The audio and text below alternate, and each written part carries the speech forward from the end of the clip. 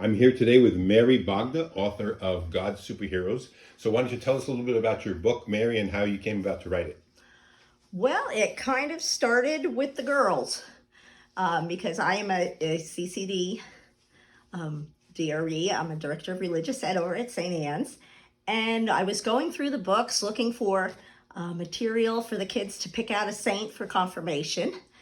And I came across St. Hildegard. And St. Hildegard was this amazing woman.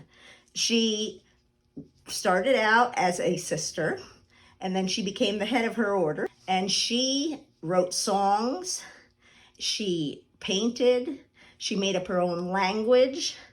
She was quite the character. She was a Renaissance woman? She was, but she was quite the character. And when I read about her, I was like, I've never heard about her before. Why haven't I heard about her before? Because, for us girls, a lot of the saints were very staid and they were very prayerful, and that's all you saw. You didn't see anyone I thought who saints was were boring. you thought I can't be like one of them. They just are holy all the time, and they're very serene and prayerful. But there's so many dynamic people that they started out like just regular people. That's why I called them God's superheroes, because in the superhero stories, which you see them all over the place now, they start out as regular people.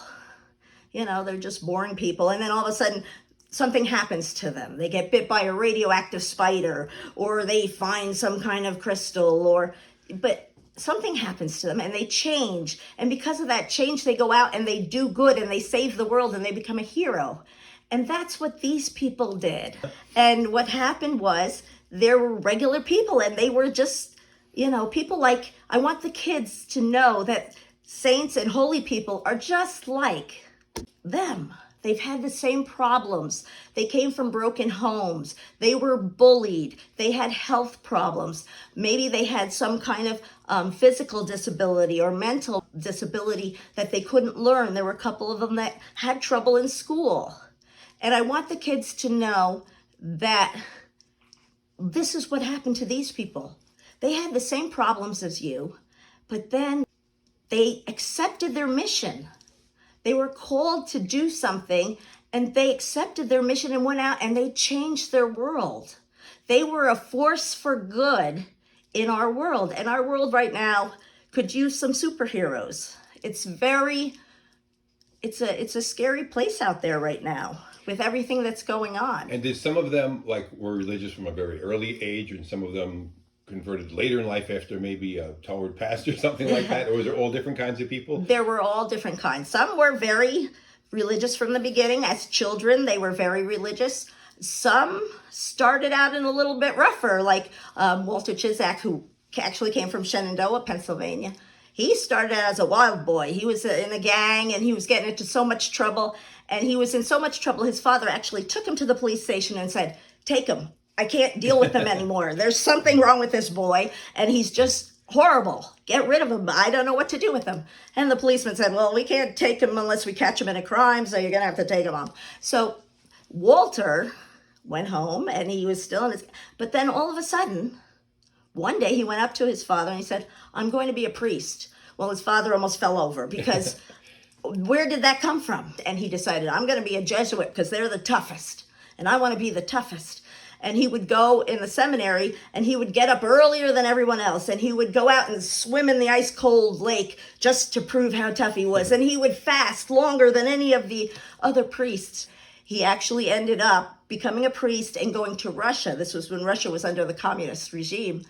And he snuck in there, pretending to be a logger. But then when they found out he was a priest, he was sent to a gulag, a prison where they tried to give him the hardest work. He had to dig ditches. It was like below zero. They didn't give them any clothes or enough food.